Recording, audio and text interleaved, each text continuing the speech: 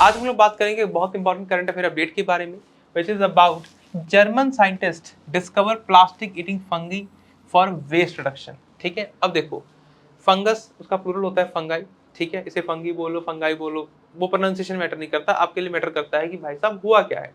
देखो, plastic pollution हमारे planet के लिए इंसानों द्वारा क्रिएट करी गई एक सबसे बड़ी समस्या है। वैसे तो हमारा प्लैनेट, हमारा इकोसिस्टम अपने आप में सेल्फ सस्टेनेबल होते हैं, ठीक है, वो अपने आप को खुद ही रीबिल्ड करते रहते हैं। पर उसमें इंसानों ने एक ऐसी एडिशन कर दी है जिसका ना कोई समाधान अभी तक नजर आ रहा है, और वो हमारे पर्यावरण को खराब ही करता जा रहा है, दैट इज प्लास्टिक पॉल्यूशन। तो उसी प्लास्टिक पॉल्यूशन को खत्म करने के लिए, उसका समाधान करने के लिए साइंटिस्टों ने एक प्लास्टिक ईट करने वाली, यानी प्लास्टिक को खाने वाली फंगाई के ही इजाद कर दिया, या कह लो उसको डेवलप कर लिया है वेस्ट रिडक्शन को टैकल करने के लिए। ये उसकी छोटी सी फोटो है। अब ये क्या है देखते हैं। Scientist in Germany have found fungi that can eat plastic which could help tackle the global global problem of the plastic pollution. Every year millions of tons of plastic waste end up in the ocean. While these plastic eating fungi offer a promising solution, experts warn that relying on fungi alone won't solve the problem. अब ये कोई यार common sense की बात है कि सिर्फ fungi ही इसे सॉल्व कर देगा, ये तो समाधान नहीं है। हमें प्लास्टिक के उपयोग को भी कम करना होगा। अच्छा, प्लास्टिक के कौन से उपयोग को कम करें? ये प्लास्टिक है, ये प्लास्टिक है, कौन सी चीज़ है जो प्लास्टिक से नहीं बनती है? पर जहाँ पर कम कर सकते हैं वहाँ पर तो कोशिश करी जाए, राइट? जो पॉलीथीन बैग्स आते हैं, हालांकि वो ओवरऑल प्लास्टिक पॉल्यूशन का बहुत माइन्यूट सा हिस्सा है, वो देखने में ज़्यादा लगता है पर हिस्सा बहुत कम है। पर हम जहाँ पर कोशिश कर, देखो, एक है ना कि एक रास्ते पर चलना शुरू करेंगे तो अंत तक पहुँच ही जाएंगे, अगर चलना ही नहीं शुरू करेंगे तो कहाँ पहुंचेंगे, राइट? तो इसलिए we have to do our part. It's still essential to focus on reducing plastic waste at its source to effectively address this widespread issue. Research at Lake Stelchen found that certain microfungi can break down the synthetic plastics even without extra carbon sources. These fungi can turn some plastics into biomass, which is a very good thing. Next देखो, key findings क्या है? The study identified 18 fungal strains with 4 showing a strong ability to degrade plastics, especially polyethylene. However, plastics like polyethylene used in bags and packaging, polyethylene बहुत common plastic है, break down the more slowly microplastics from the wear and also challenging due to the harmful additives. Next देखो, limitations of fungi in pollution mitigation. Despite the fungi's potential, Hans-Peter Grosser warns that they shouldn't be only solution for reducing the plastic weight. The breakdown of plastic still releases carbon dioxide. देखो, plastic अपने आप में एक समस्या है, पर अगर उसका ब्रेकडाउन भी कर रहे हो तो कार्बन डाइऑक्साइड इमिट हो रही है। Similar to burning fossil fuel, तो वो अपने आप में एक अलग तरह की समस्या है, अलग तरह का पॉल्यूशन है। The fungi is effective also depend on the environmental conditions such as temperature हो गया, nutrients हो गया. The research highlights the needs for a broad strategies to cut down the plastic production and waste. बिल्कुल layman language में समझे इसको।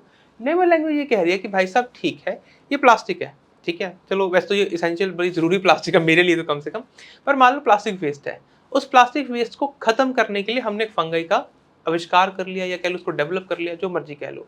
अब उससे हम अगर वो जो फंगाई है उस प्लास्टिक वेस्ट को बायोमास में कन्वर्ट कर रही है, बट बायोमास में कन्वर्ट करने की प्रोसेस में they are releasing carbon dioxide, that is also very dangerous to humans, right? Dangerous नहीं कहेंगे, पर वो भी हमारे लिए कोई बहुत अच्छा विकल्प तो नहीं है। हम फॉसिल फ्यूल से इलेक्ट्रिक कारों की तरफ 100 तरह के सोल्यूशन ढूंढ रहे हैं, किस लिए? कि भाई ग्रीन अपना CO2 इमिशन कम हो सके। तो ऐसे में अगर फंगाई उसको कार्बन डाइऑक्साइड को ही रिलीज कर रही है तो भी हमारे लिए एक समस्या है, वो भी एक तरह का पोल्यूशन है, वो भी हमारे लिए अच्छा नहीं है, right?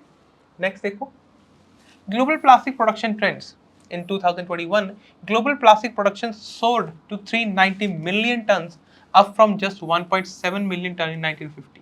Even though recycling rates have improved and less than 10% of the plastic weight is recycled worldwide, underscoring the urgent need for better waste management solutions. पूरी दुनिया में जितना वेस्ट है उसका केवल 10% ही हम रिसाइकल कर पा रहे हैं। अब ये सुनने में स्टैटिस्टिक्स अच्छा तो नहीं है, तो इसे और बेटर इंप्रूव करने की ज़रूरत है। Or about the plastic eating fungi. It is mainly from the genera Aspergillus and Pestolophysis, which have shown the ability to break down the polyethylene, यानी जो सिंपल काले रंग का बैग देखते हैं ना, जो प्लास्टिक बैग हम यूज़ करते हैं, दुकानों से मिलता है, a common type of plastic in laboratory settings. 2011 में इसी को फाउंड किया गया था अमेज़न रेन फॉरेस्ट में, and was noted for its ability to degrade plastic even in low oxygen environments. These fungi use enzymes like electrasis, metabolizes the plastics and indicating that they could be useful for bioremediation using biological organization. अब से देखो ध्यान देना, bioremediation एक term use करी गई है। Bioremediation क्या होता है? अब ये टर्म ना आ सकती है एग्जाम में, ऐसी टर्म से सवाल बनते होते हैं कि भाई साहब बायोरेमिडिफिकेशन न्यूज में था, क्या होता है, क्या समझते हैं आप इससे? It is a process by using biological organisms to clean up the pollution. ठीक है, बायोरेमिडिएशन क्या होता है? जब हम बायोलॉजिकल ऑर्गेनिजम्स के यूज करते हैं पॉल्यूशन को कम करने के लिए। This term is very important, can be asked in your exam. Myso is a field that applies fungi to clean up the contaminated environment, harnessing their plastic degrading abilities. Researchers are exploring these fungi as eco-friendly alternatives for recycling and tackling plastic waste.